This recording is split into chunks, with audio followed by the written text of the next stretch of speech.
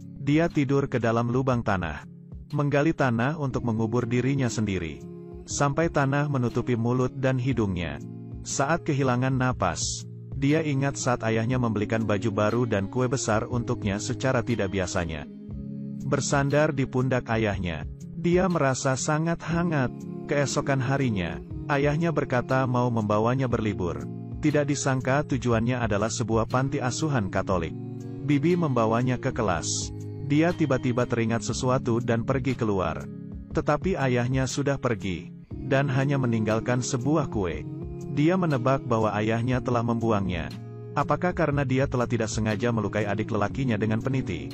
Ibu tiri dan ayahnya menyalahkannya. Tetapi dia benar-benar tidak sengaja. Dia tidak bisa menerima hal ini. Bersembunyi di rerumputan panti asuhan.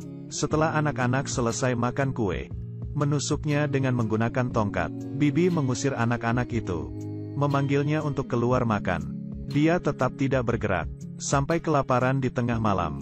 Masuk ke dalam, tapi kemudian menyadari potongan kue terakhir sudah tidak ada. Akhirnya tidak bisa menahan tangis. Waktu sarapan, dia melempar mangkoknya ke lantai. Bibi menyuruhnya untuk membersihkannya. Seorang anak yang berumur sedikit lebih besar datang menghiburnya dan membantunya bersih-bersih. Dia menemui kepala panti asuhan. Berkata bahwa dia bukan yatim piatu. Dia ingin menelepon ayahnya. Dia mau pulang. Tetapi kepala panti asuhan malah berkata tidak memiliki nomor telepon ayahnya. Lagi pula di sini memang tidak ada yatim piatu. Semuanya dikirim oleh orang tuanya. Dia tidak tahu harus bagaimana. Akhirnya mengumpulkan keberanian memanjat tembok untuk kabur. Si kakak perempuan juga ikut memanjat. Mau menariknya ke bawah. Melihatnya begitu keras kepala, Bibi langsung membukakan pintu. Dia melirik dengan curiga, lalu berbalik pergi keluar. Dia begitu ingin kabur dari tempat ini. Tapi di alam liar, di antah berantah, dia bisa pergi kemana? Tidak lama kemudian dia kembali ke dapur. Mengambil sendok dan mengerok kerak nasi. Lalu memakannya di pojokan. Malam harinya dia tidak sengaja melihat kakak perempuan mencuci darah di celananya. Kaget sampai lari. Kakak perempuan langsung mencarinya, meminta dia agar jangan sampai membocorkan hal ini. Keesokan harinya adalah hari Minggu. Semuanya berpakaian rapi dan pergi ke gereja. Menyanyikan pujian untuk Tuhan. Dia belum pernah melihat pemandangan seperti ini. Hanya mendengarkan dengan bengong. Begitu kembali, Bibi memotong rambutnya. Berkata, hanya yang kelihatan bersih dan imut. Baru memiliki kesempatan untuk dipilih. Lalu dia berdiri di depan tembok dengan sebuah papan tergantung di lehernya. Seperti seorang penjahat kecil. Kemudian difoto. Kakak perempuan memberitahunya. Darah di celananya adalah haid pertamanya. Tapi harus dirahasiakan. Karena hanya yang umurnya kecil yang bisa dipilih untuk memulai kehidupan baru. Di hari ini, Bibi membawa mereka cek kesehatan. Dia memberitahu suster. Waktu menyuntik harus memberitahunya. Tetapi suster menyuntiknya saat dia tidak memperhatikan. Sebenarnya agar dia tidak merasa takut. Tetapi dia malah berkata dengan sedih, mengapa tidak memberitahunya? Sama dengan tidak menepati janji. Dokter psikolog bertanya padanya, apakah dia tahu mengapa dia menjadi yatim piatu? Dia berkata soal peniti itu. Dokter malah berkata, dia datang ke panti asuhan hanya karena ayahnya ingin dia memiliki hidup yang lebih baik. Tetapi membuangnya apakah berarti lebih baik? Mungkin dunia orang dewasa penuh dengan kebohongan. Seperti liburan yang diucapkan ayahnya. Dia yang bodoh dan tidak berdaya. Setiap hari berkeliaran di panti asuhan. Untungnya ada kakak perempuan yang bisa menemaninya. Di hari ini, sepasang suami istri bule datang ke panti asuhan. Meminta anak-anak perempuan untuk memperkenalkan diri. Kakak perempuan berusaha menonjolkan dirinya. Bahkan sengaja mengecilkan umurnya. Orang bule itu sangat puas. Di saat yang sama juga tertarik pada dia yang tampil bersih dan berperilaku baik. Tetapi bagaimanapun mereka bertanya, dia tidak menjawab. Dia tidak ingin pergi dengan orang bule. Bagaimana jika suatu hari ayahnya datang menjemputnya? Tetapi kakak perempuan malah berpikir lain. Sembunyi-sembunyi makan kue yang diberikan oleh orang bule itu. Memberitahunya, asalkan bisa dipilih. Setiap hari bisa makan makanan seenak ini. Dia masih terus membayangkan ayahnya datang menjemputnya. Tetapi kakak perempuan malah berkata bisa membawanya pergi ke luar negeri juga. Dia bisa meminta kepada orang bule itu, berkata hal baik tentangnya, maka mereka berdua bisa diadopsi oleh pasangan ini. Ini membuatnya sedikit tergoda. Lagi pula sekarang hanya kakak perempuan yang baik padanya. Oleh karena itu mereka berjanji pergi ke luar negeri bersama. Demi memenuhi janji, kakak perempuan menjadi guru bahasa Inggrisnya. Pasangan bule itu juga datang menjemput kakak perempuan bermain keluar beberapa kali. Saat dia mengira semuanya lancar, kakak perempuan tiba-tiba mau pergi sendirian. Semuanya menyanyikan lagu perpisahan untuknya. Matanya tidak tahu harus melihat kemana. Akhirnya bisa mendapatkan hidup baru. Mungkin dia lebih merasa menyesal daripada mengenang. Janji kakak perempuan tidak terpenuhi. Dia merasa dibuang sekali lagi. Dia menemui kepala panti asuhan lagi, mengucapkan alamat rumahnya, meminta kepala panti asuhan membantunya mencari ayahnya. Karena dia masih ingin bertemu sekali lagi dengan ayahnya. Kepala panti asuhan benar-benar membantunya mencari. Tetapi ayahnya dan ibu tirinya telah pindah rumah. Harapan terakhirnya hilang. Ayahnya benar-benar tidak akan kembali.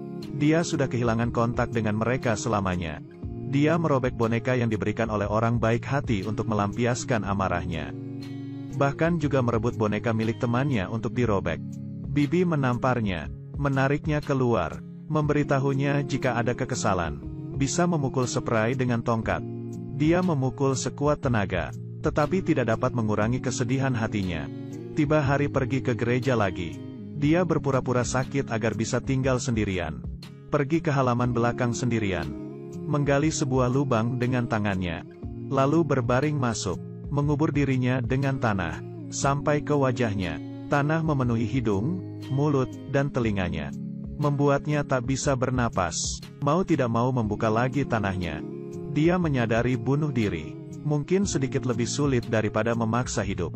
Tidak lama kemudian, kepala panti asuhan memperkenalkan kepadanya keluarga adopsi. Dia setuju. Saat mau pergi, semua orang berfoto bersama. Kepala panti asuhan membuat mereka tertawa. Dia akhirnya mengeluarkan senyuman. Semua orang menyanyikan lagu perpisahan untuknya. Dia juga menyadari, dia tidak tahu harus melihat kemana. Dulu baik atau tidak? Di sini baik atau tidak? Nantinya akan bagaimana? Dia tidak tahu. Dia hanya tahu, dirinya keluar dari pintu besi itu. Dan mau pergi ke tempat selanjutnya. Waktu dia berada di pesawat ke Prancis.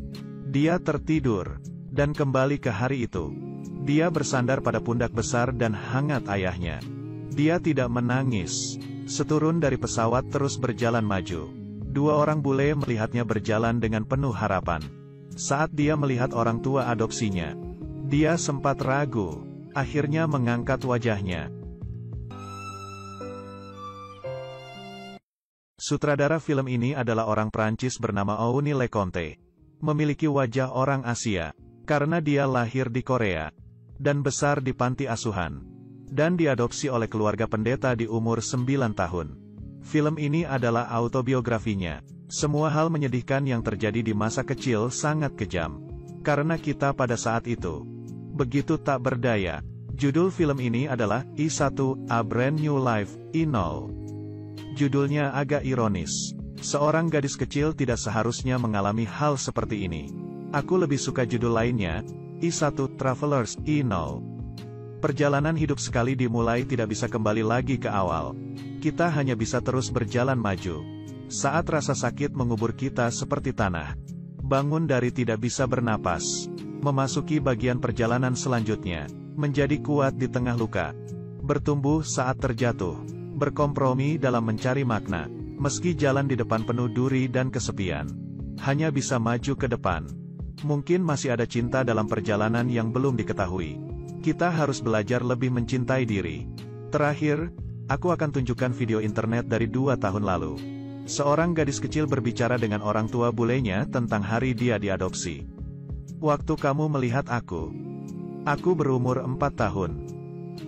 Kami sangat senang bertemu denganmu dan ayah. Kami mencintai kalian. Kami ingin berada di sini untuk menemanimu dan ayah. Aku juga sangat senang bertemu denganmu. Dan Lily, ya, Dan Lily. Aku ada, M. Apa kamu tahu ada apa dengan hatiku? Ada apa dengan hatimu? Saat aku melihatmu pertama kalinya, Waktu aku melihatmu, hatiku langsung jatuh cinta padamu. Hatimu jatuh cinta padaku. Hatiku juga jatuh cinta padamu. Gadis kecil ini sangat imut sampai membuat orang sayang padanya. Apa yang dikatakannya seperti ingin menyenangkan hati. Tapi inilah dia dalam kehidupan barunya. Berupaya sekuat tenaga mengungkapkan perasaannya. Dia adalah seorang penjelajah yang berani. Juga bertemu dengan cinta dari orang yang baik. Kita bertemu lagi di perjalanan lainnya.